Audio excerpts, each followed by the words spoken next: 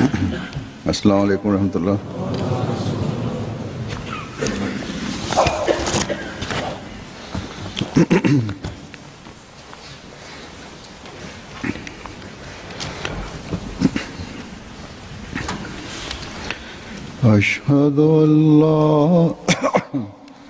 أشهد أن لا إله إلا الله وحده لا شريك له وأشهد أن محمدا عبده ورسوله أما بعد فأعوذ بالله من الشيطان الرجيم بسم الله الرحمن الرحيم الحمد لله رب العالمين الرحمن الرحيم مالك يوم الدين إياك نعبد وإياك نستعين اهدنا الصراط المستقيم صراط الذين أنعمت عليهم غير المغضوب عليهم ولا الضالين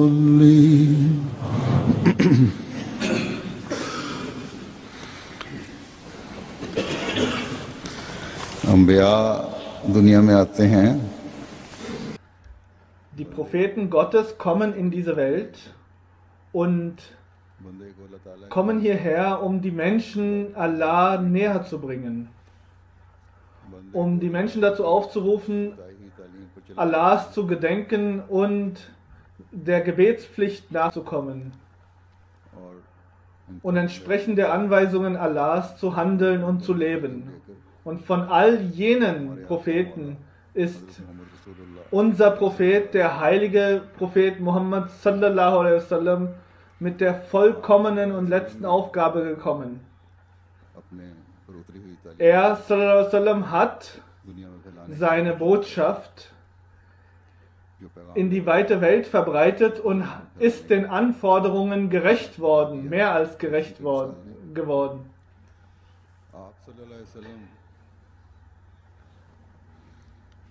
Er sallallahu alaihi wasallam hat seine Botschaft so verbreitet, dass es vorher dafür kaum ein Beispiel gibt und nicht zu finden ist.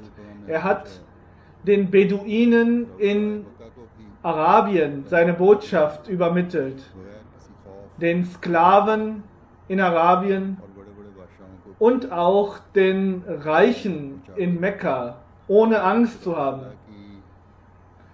Er hat die Botschaft der Wahrheit und der Wahrhaftigkeit auch an Könige und Oberbefehlshaber seiner Zeit übermittelt und übermitteln lassen.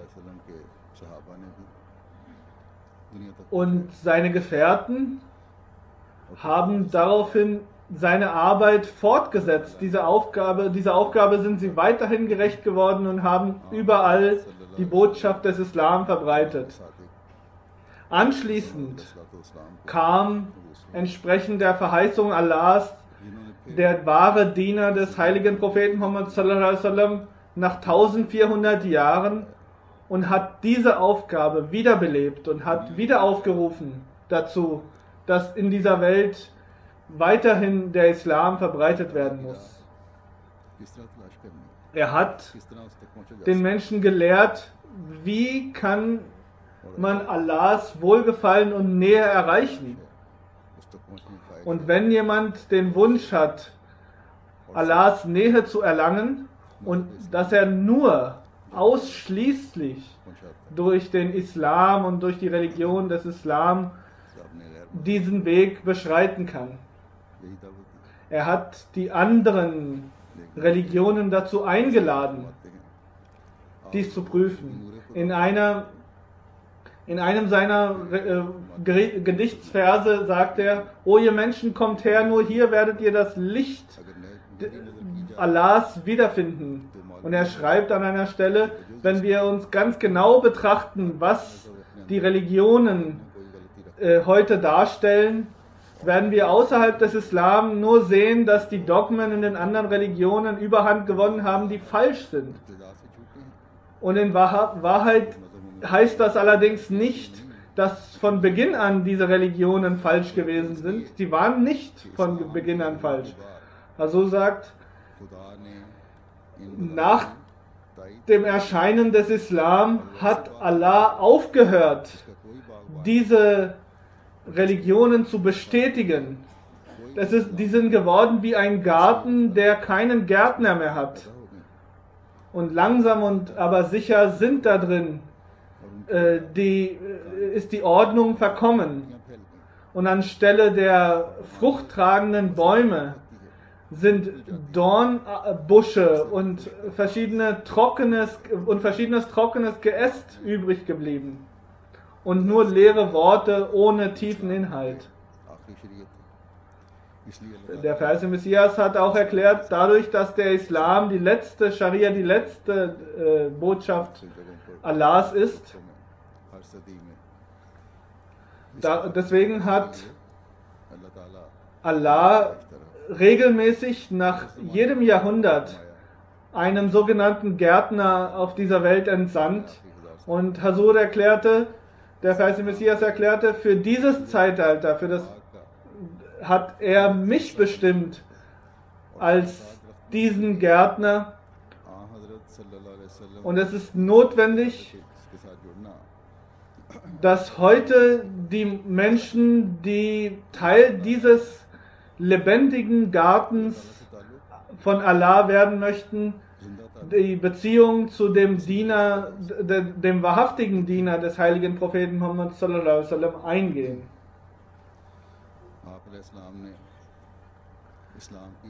Er al-Islam hat die schöne Botschaft des Islam nicht nur in Indien, in Großindien damals, sondern auch in viele weitere Länder verbreitet. Und hat all diejenigen, seine Gefährten, dazu aufgerufen, die seine Nähe gesucht hatten, dass sie der Welt die Botschaft verbreiten mögen, dass sie zu Allah findet, die Welt. Und dass der einzige Weg dahin wirklich nur über die Verbindung mit dem wahren Diener des heiligen Propheten Muhammad sallallahu alaihi wasallam heute noch möglich ist. Viele einfache, sehr arme Leute waren unter seinen Anhängern, waren ungebildete Menschen aus Dörfern, auch Angestellte, auch Händler, aber auch Akademiker und gebildete Menschen. Und all jene haben entsprechend ihrer Möglichkeiten und entsprechend ihres Horizonts, ihrer Umgebung, die sie hatten, haben sie die Botschaft des verheißenen Messias akzeptiert, in ihrem Leben umgesetzt und haben versucht, in ihrem Bereich, wo sie waren, diese Botschaft auch weiter zu verbreiten und die Überlegenheit des Islam gegenüber den anderen Religionen zu erklären und erstmal für sich zu verstehen und auch anderen zu erklären. Das waren die Menschen, die dann sehr schnell die wahre Botschaft des Islam nicht nur in Indien, sondern auch in anderen Ländern verbreitet haben. Einige dieser Tabligh-Ereignisse möchte Hazur heute uns präsentieren. Hazrat Imam Din Sahib Radhiyallahu Ta'ala Anhu erklärt, dass einmal Maulvi Fateh Sahib ihn adressierte und ein Schreiben an ihn richtete.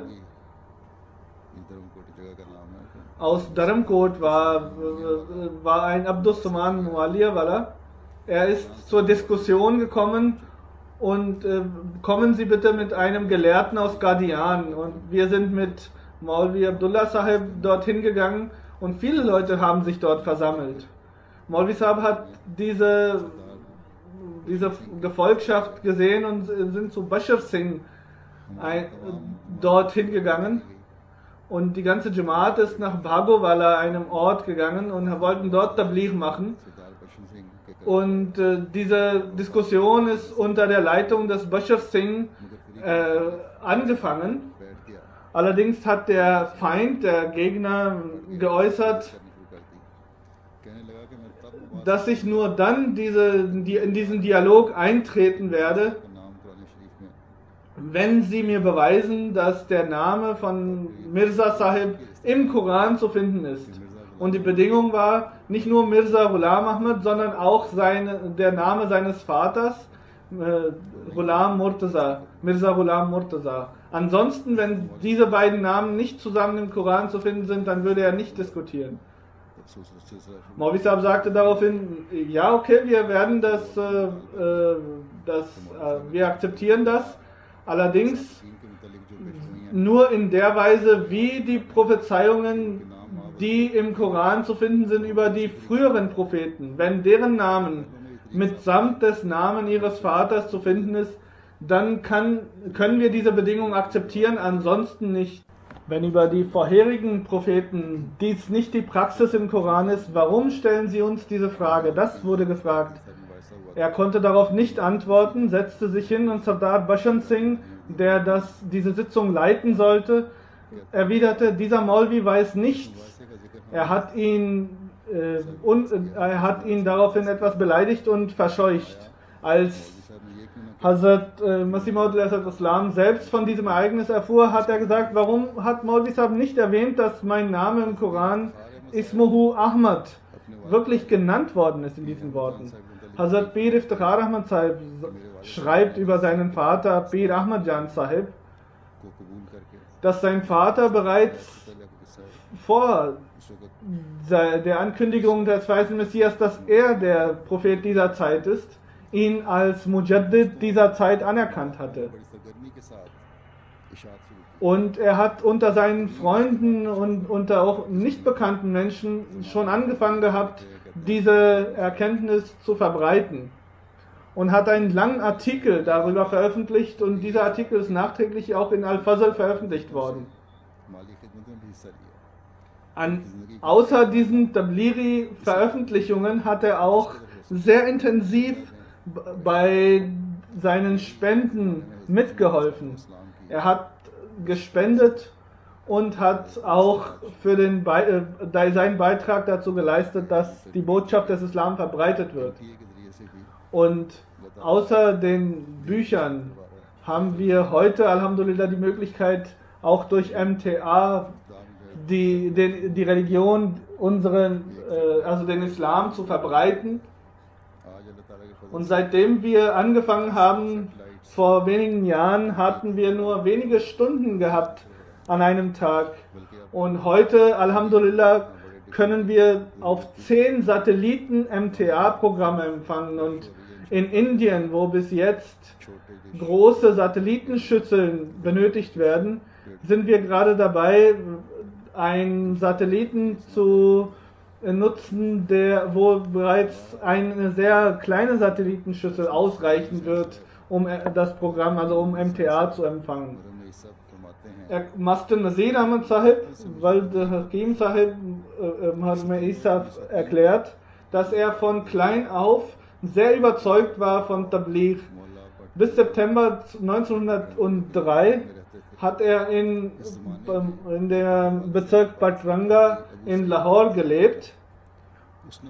Und einmal kam ein Ahmadi, Abu Said Arab, zu seinem Vater. Er hat gesehen, dass er selbst sehr überzeugt war und sehr engagiert war, Tabligh zu machen. Er zeigte ihm einige elementare Beweise für das Ableben von Hazrat Isa, Jesus Christus. Ich, erklärt er, bin zu vielen Moscheen gegangen, habe die Imame dieser Moschee darüber angefragt und bin von meinem Bezirk in der großen Moschee einmal gewesen. Der Imam sagte, ich werde deine Fragen nur dann beantworten, wenn du mit ihm spazieren gehst, zu einem Zeitpunkt, wo sehr viel Staub aufgewirbelt ist. weil es so trocken ist.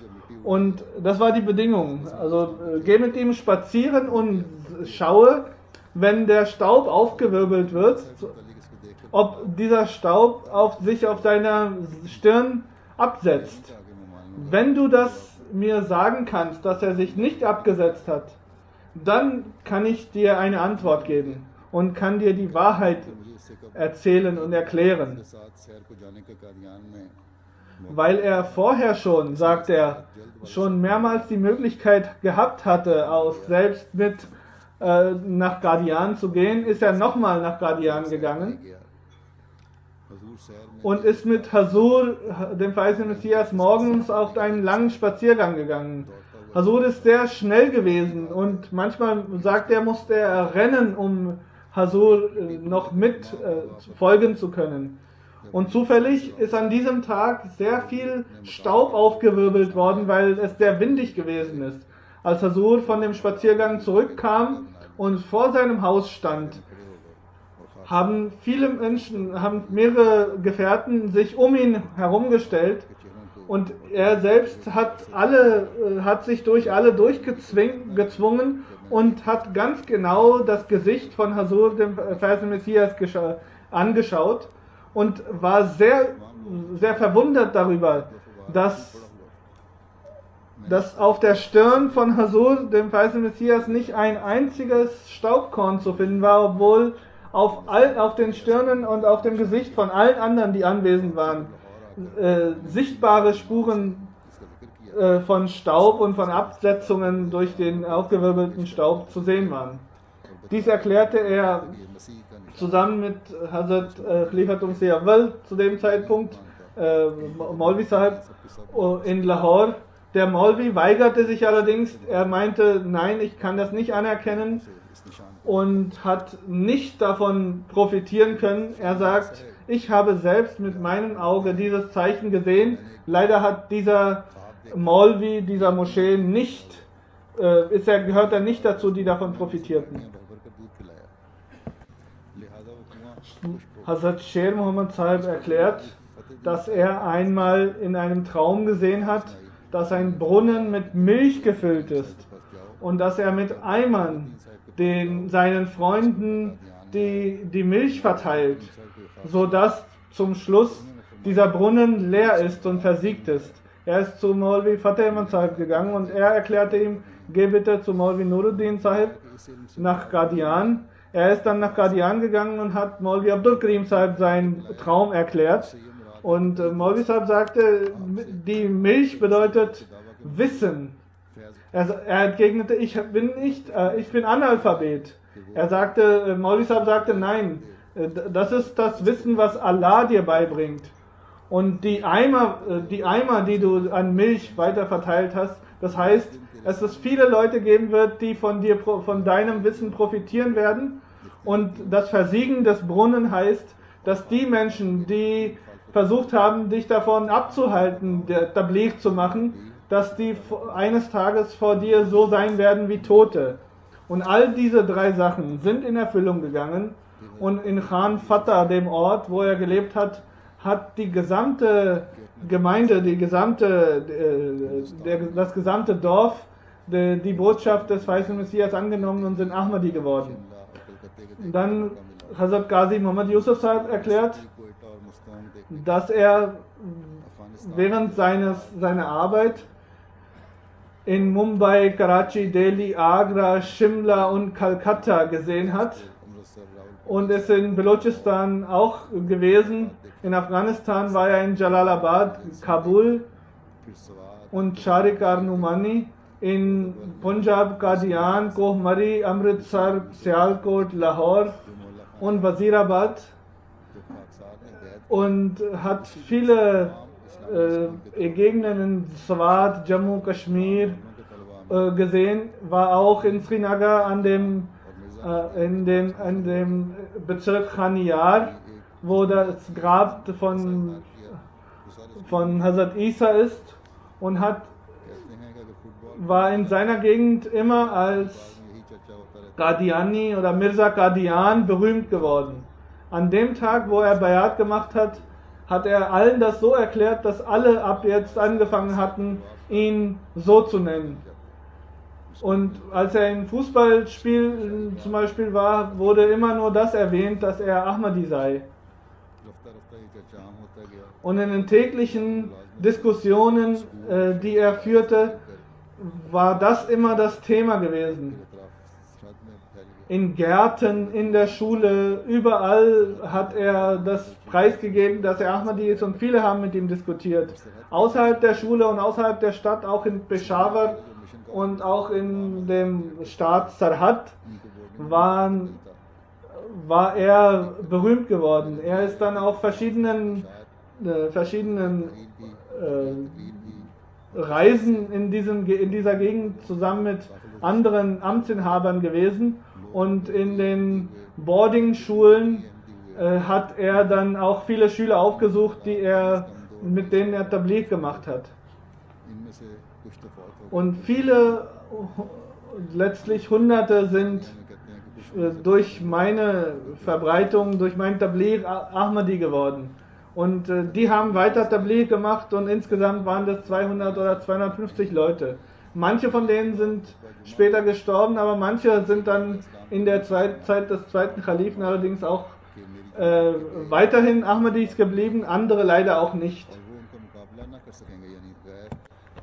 Hazrat Ahmadin Sahib Razillah Ta'ala Anhu, Mumana Sahib, sagt, dass er während eines Khutbah Jumma den verheißenen Messias Islam sagen hörte, dass auch Unwissende und Analphabeten meiner Gemeinde den anderen überlegen sein werden, und die Nicht-Ahmadis werden denen immer unterlegen sein.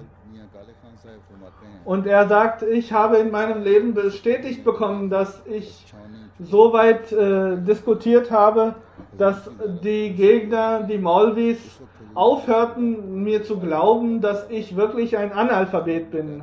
Dr. Muhammadin Sahib Wald Mia Kale Khan Sahib erklärt, dass er im Jahre 1903 per Brief Bayat gemacht hat, und er hat den Hazur zum ersten Mal im Jahre 1902 gesehen. Hazur hatte ein Tuch um seine Hüften und hatte auch Mehndi, also dieses Henna, an seiner Hand gehabt, und hat mit mehreren Menschen diskutiert, hat auch ihn gefragt, wo kommen Sie her? Und er sagte, aus Riyasat Kapurthala, und ich arbeite dort, ich bin angestellt, ich bin der einzige Ahmadi.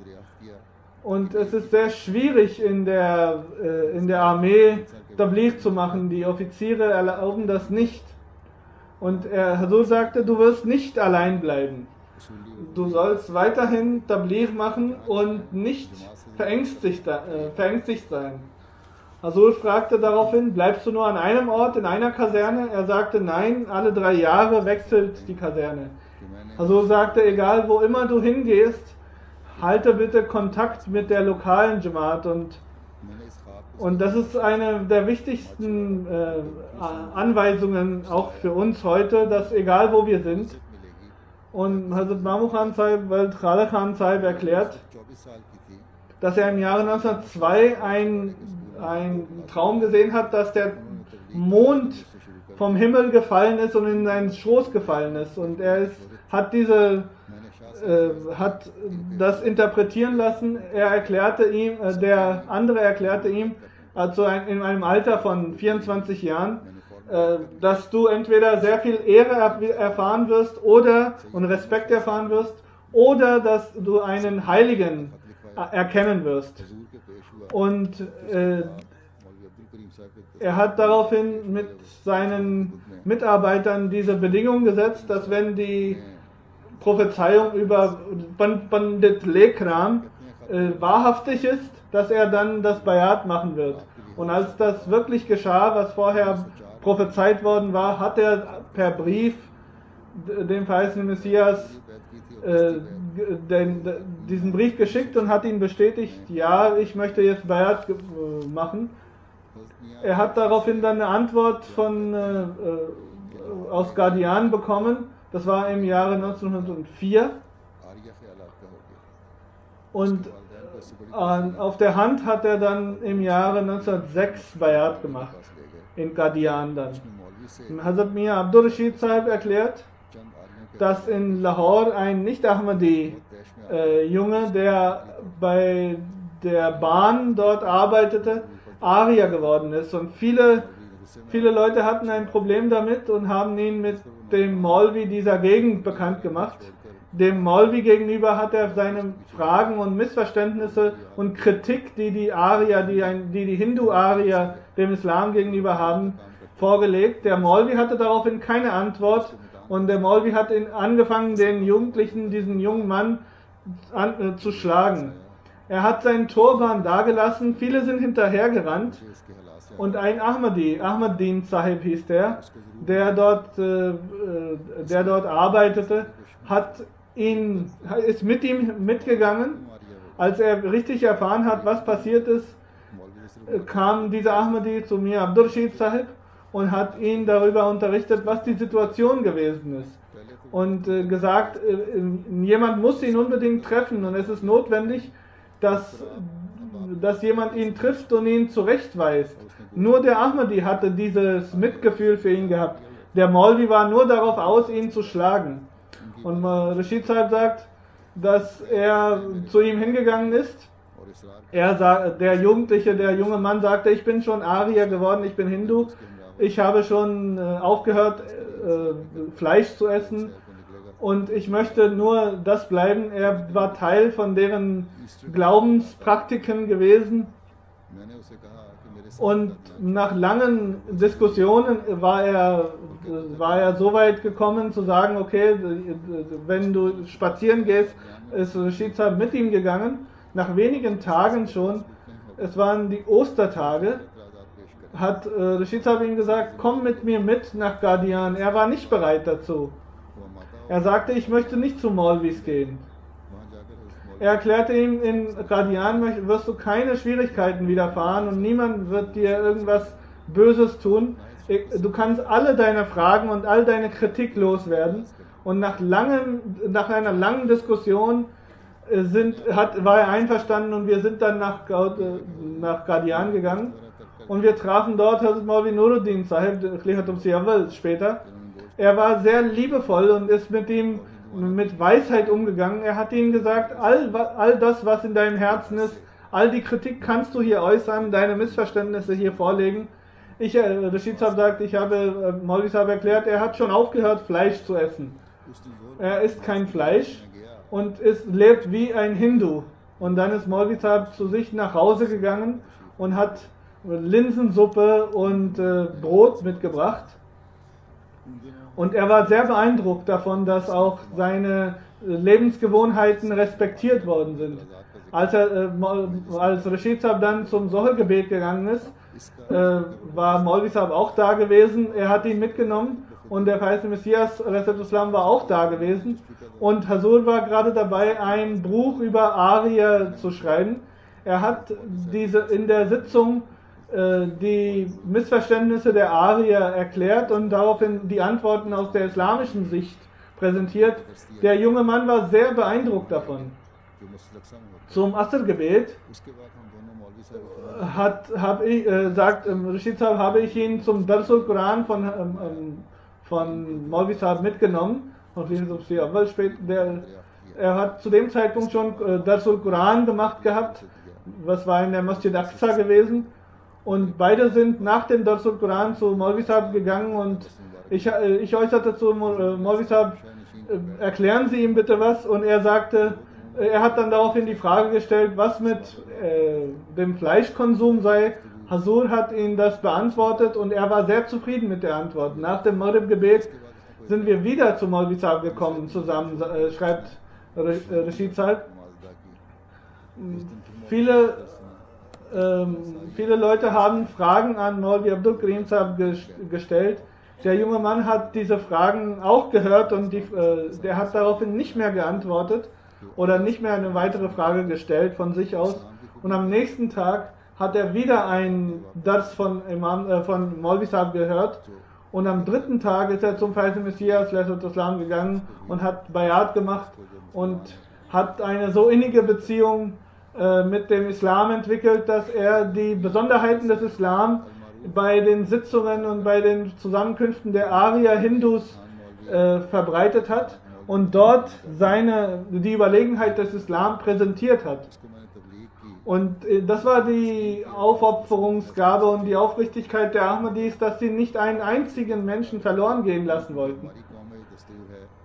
Ein Maulvi aus Afghanistan, von Pashtune, ihnen wurde diese Information zuteil, dass der verheißene Messias wahrhaftig ist. Und er sagte, wenn wir allerdings einmal Nein sagen, egal auch wenn Allah selbst kommen würde, Gott selbst kommen würde und uns zurechtweist, würden wir nicht mehr umkehren. Und daraufhin später haben wir mitbekommen, dass er Selbstmord begangen hat. Das war auch ein anderer Maulvi, der war auch Pashtune und er hat auch Gift zu sich genommen und ist auch gestorben. In Lohari Mandi, dort hat er seinen Laden gehabt und als wir dort vorbeigingen, haben wir ihn gesehen und er sagte zu uns, der Kafir geht vorbei. Ich habe ihn mehrmals darauf angesprochen, wie kann es denn sein, dass ihr uns Kafir nennt, ohne dass ihr wisst. Er sagte, wenn jetzt auch Gott selbst kommen würde, wenn ich einmal Nein gesagt habe, werde ich nicht mehr umkehren. Munshi Sahib, ein Gefährte, sagt, ich habe mir Musa Sahib mit ihm Tabligh angefangen. Er kam nach Qadian, aber ohne Bayat zu machen, ist er zurückgekommen. Ich habe ihm später die Zeitung Badr vorgetragen und einmal ein Hadith genannt, dass zum Zeitpunkt des heiligen Propheten Muhammad sallallahu alaihi wasallam ein Beduine zum heiligen Propheten Muhammad sallallahu alaihi wasallam gekommen ist und ihn gefragt hat, kannst du auf Allah schwören, kannst du auf Gott schwören, dass du der wahrhaftige Prophet Gottes bist? Und der heilige Prophet Muhammad sallallahu alaihi wasallam hat auf Gott geschworen, dass er der wahrhaftige Prophet ist und dieser Beduine hat den Islam angenommen. Als ich dieses Ereignis Musa Sahib erklärt habe, war er sehr beeindruckt davon. Er hat so eine Postkarte geschrieben an den verheißenen Messias und hat ihn gefragt, können Sie auf Allah schwören, dass Sie der verheißene Messias dieses Zeitalters sind? Und der verheißene Messias ließ darauf entgegnen, ja, ich kann schwören, dass ich der verheißene Messias bin, der durch den heiligen Propheten Muhammad sallallahu alaihi wasallam dieser Umma verheißen worden bin. Und Maulvi Sahib hat daraufhin noch 2 Sätze hinzugeschrieben. Entweder akzeptieren Sie das oder Sie werden die Strafe Gottes erleben. Und er hat daraufhin, als er diese Karte zurückbekommen hat, die Einsicht entwickelt, hat zusammen mit seiner Familie die Ahmadiyyat angenommen. Munshi Alam Aziz Ahmad Sahib sagt, dass das war ein komischer Mann mit einem komischen Namen, der den verheißenen Messias beleidigt hatte, Urf Bakra.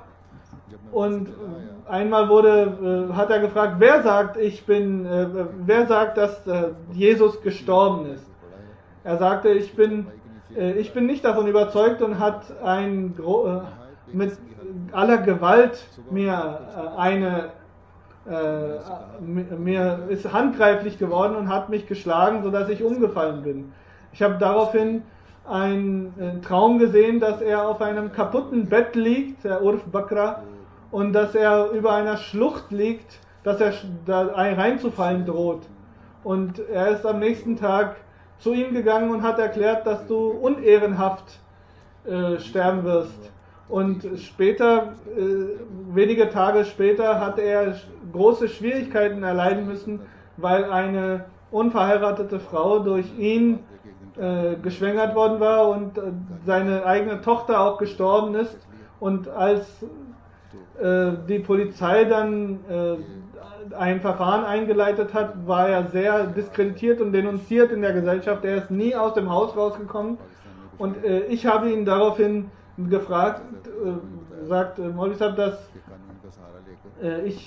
habe ich ihn gefragt, du hast den verheißenen Messias beleidigt, was ist dir widerfahren?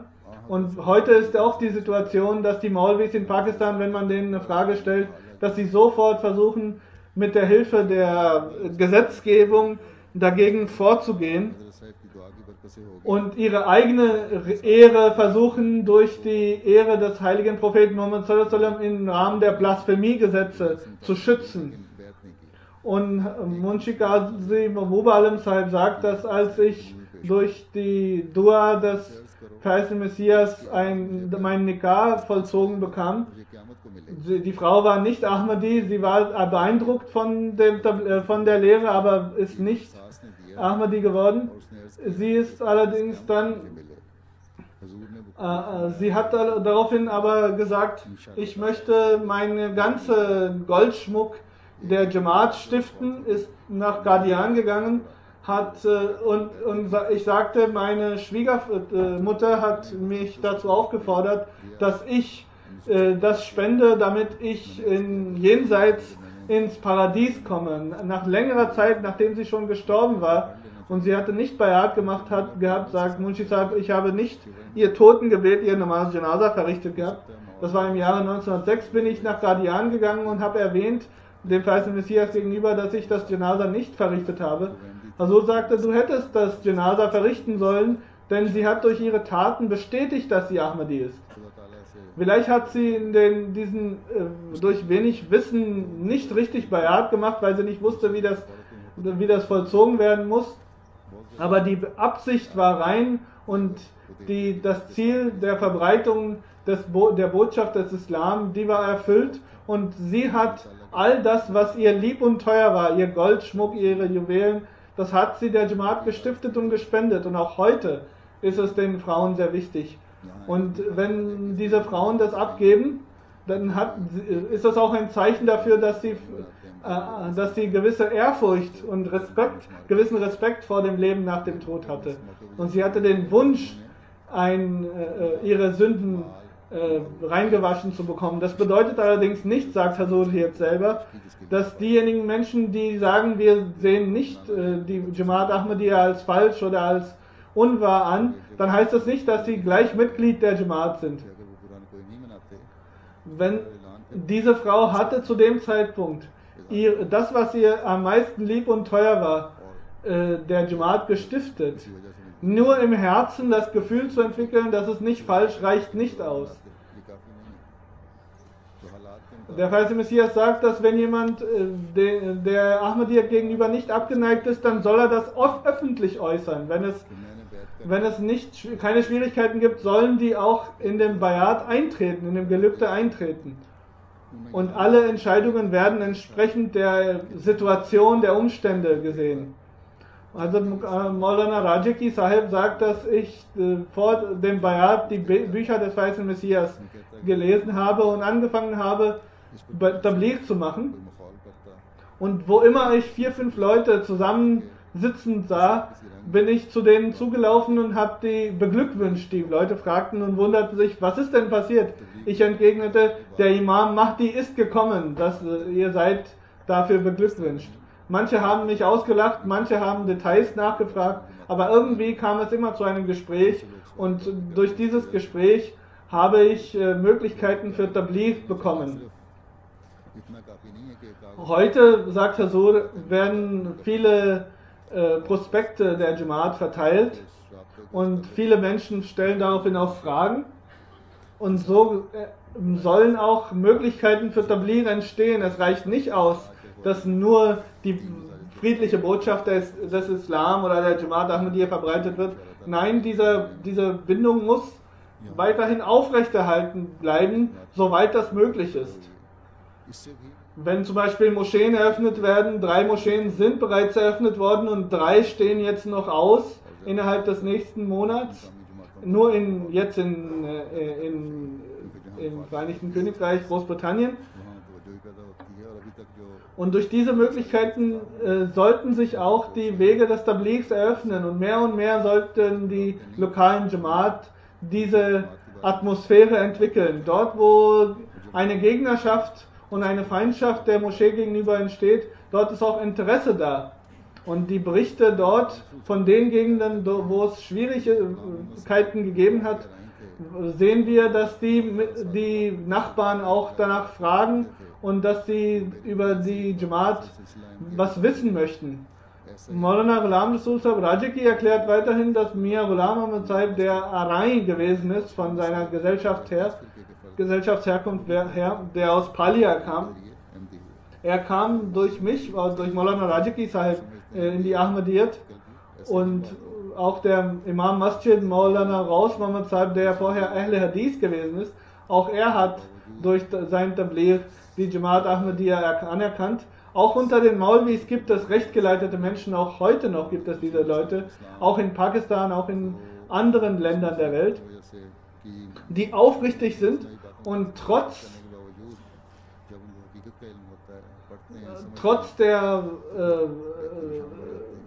der Härte und des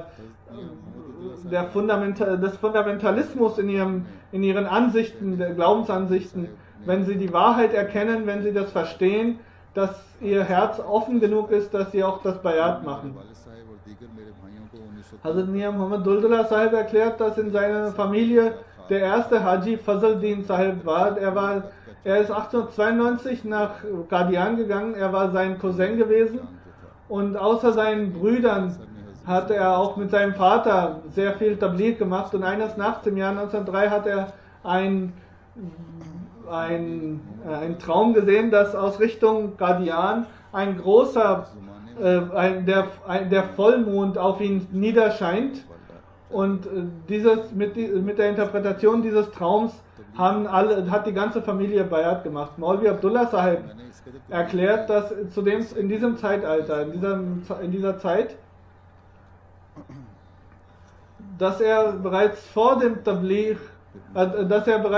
Bayat Tabligh gemacht hat, aber nach dem Bayat hat er sein Tabligh so weit intensiviert, dass hunderte Menschen durch ihn in die Jamaat gefunden haben. Es sind auch viele andere Ereignisse. Hazur sagte, ich möchte auch in Zukunft diese Ereignisse noch erwähnen. Möge Allah die Stellung dieser Gefährten des Weißen Messias erhöhen, die die Botschaft des Islam, der Jamaat Ahmadiyya verbreitet haben und es weiter fortgesetzt haben, und deren Nachkommen heute, die Früchte von ihrer Gottesfurcht und ihrer intensiven Arbeit und ihrer Aufrichtigkeit heute genießen. Und beten Sie bitte für ihre Vorfahren, die in dieser Zeit gelebt haben. Und wir müssen uns dafür bedanken, und die wahre Form der Dankbarkeit ist, dass dort, wo wir sind, dass wir unsere Beziehung zur Jamaat intensivieren und dass wir diese Botschaft des Islam weiter und noch weiter verbreiten. Möge Allah uns das ermöglichen. Heute haben wir eine traurige Nachricht, dass ein Bruder in Nawabshah ermordet worden ist. Er ist ein Märtyrertod gestorben. Maqsood Ahmad Sahib, der Sohn von Adris Ahmad Sahib. Er war vorher in Kurundi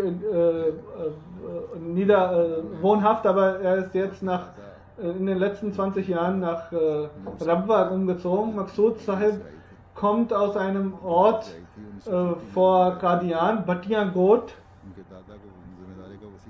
Sein Großvater, Maulvi Abdul Haq Nur Sahib, hat Bayat gemacht gehabt. Im Jahre 1934 hat sein Großvater Bayat gemacht, und sein Großvater war erfahren in der Agrarwirtschaft, und der zweite Khalif, Hazrat Musih Sani, hat ihn nach Sindh entsandt, um dort die Ländereien zu bestellen. Und auch in anderen Staaten hat er das alles gemanagt und geleitet. Und im Jahre 1945 hat er dann selbst auch Ländereien gekauft in Khairpur. Und im Jahre 1966, am 21. Dezember, wurde sein Großvater, auch ermordet. Er starb einen Märtyrertod. Damals war Maqsood 12 Jahre alt. Und als über die alten Shuhada gesprochen wurde im Jahre 1989, hat Khalifatul Masih Rabi, der vierte Khalif, auch seinen Großvater erwähnt gehabt. Und So sagt im Jahre 1903, bis zum Jahre 1983 hat Maqsood Sahib in Kurundi gewohnt. Danach ist er nach Rabwa umgezogen, seit etwa 27, 28 Jahren. Seitdem er da ist, hat er bei Raja Nasir Sahib Homöopathik, das ist eine Curative Company, so heißt die Firma, dort hat er gearbeitet und hat seine Homöopathie-Arzneien vermarktet. Sein Bereich war Sindh, dort wo er monatlich auch für den Vertrieb hingefahren ist. Und im letzten Monat, seit 27. März, war er in Sindh gewesen und am 7. März 2012 ist er in Nawabshah angekommen und mittags, so gegen 15:30 Uhr, kamen zwei unbekannte Männer und haben ihn aufgehalten, haben auf ihn geschossen und er ist vor Ort gestorben. Inna lillahi wa inna ilaihi rajiun. Die Polizei hat seine Leiche zum Krankenhaus gebracht und dort wurde eine Obduktion gemacht. Wir wissen, dass in Nawabshah innerhalb der 10 Tage zwei Leute den Märtyrertod erlitten haben. Seine Frau erklärt, dass vor 2-3 Monaten er schon erwähnte, dass er Schwierigkeiten hat, dass Leute ihn versuchen von der Jamaat abzubringen. Und viele haben auch den Hindu-Arzt, den er mit Arzneimitteln belieferte, gedroht, dass wenn er weiterhin von ihm was kauft, dass sie auch ihn umbringen würden. Und seine Frau erklärt, er hat regelmäßig Nawafil gebetet, er hat das Bajmat-Gebet verrichtet, war immer aufrichtig und war immer einer der Vorderen, die auch Chanda gezahlt haben. Vor seiner aktuellen Abreise hat er nicht nur für sich, auch für seine Frau die vollständige Chanda gezahlt.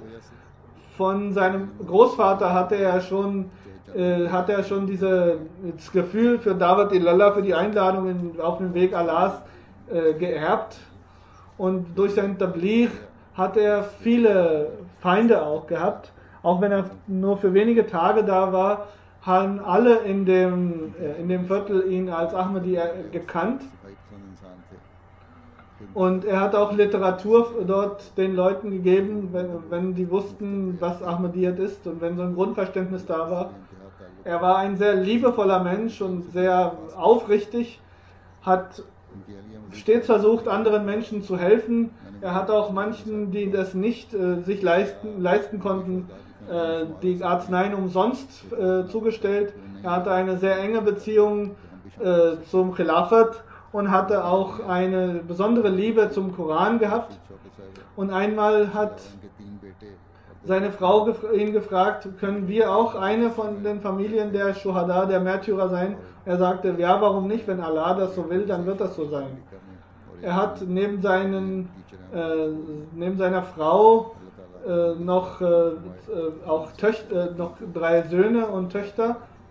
Und zwei Töchter, eine Tochter ist in Pakistan, sie unterrichtet dort, seine Söhne sind in Manchester noch unverheiratet und eine Tochter ist verheiratet in den USA. Möge Allah seine Hinterbliebenen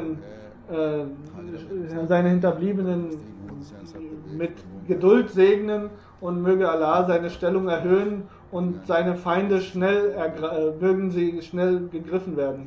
Und zweite Janaza ist von Haja Begum Sahiba. Sie lebte in Qadian in der Nacht zwischen 4. und 5. Januar, zwischen 4. und 5. März ist sie verstorben. Inna lillahi wa inna ilaihi rajiun. Sie war von Mochi Abdur Rahim Afghani die Tochter gewesen. Er war im Jahre 1950 nach Qadian gekommen. Sie wurde im Jahr 1951 verheiratet und sie hat ein einfaches, demütiges Leben hier verbracht. Sie hatte 10 Kinder gehabt, 5 Söhne, 5 Töchter. Alle sind verheiratet und waren sehr gut erzogen. Sie war Musi gewesen und ist jetzt in Bishti Maqbara Qadian beigesetzt worden. Möge Allah ihre Stellung erhöhen. Und Allah, möge Allah ihr in dem Paradies eine hohe Stellung gewähren. Und Alhamdulillah, Alhamdulillah, nahmaduhu wa nasta'inuhu wa nastaghfiruhu wa nu'minu bihi wa natawakkalu alayhi wa na'udhu billahi min shururi anfusina ومن سيئات أعمالنا من يهده الله فلا مضل له ومن يضلله فلا هادي له ونشهد أن لا إله إلا الله ونشهد أن محمدا عبده ورسوله عباد الله رحمكم الله إن الله يأمر بالعدل والإحسان وإيتاء ذي القربى وينهى عن الفحشاء والمنكر والبغي يعظكم لعلكم تذكرون اذكروا الله يذكركم وادعوه يستجب لكم ولذكر الله أكبر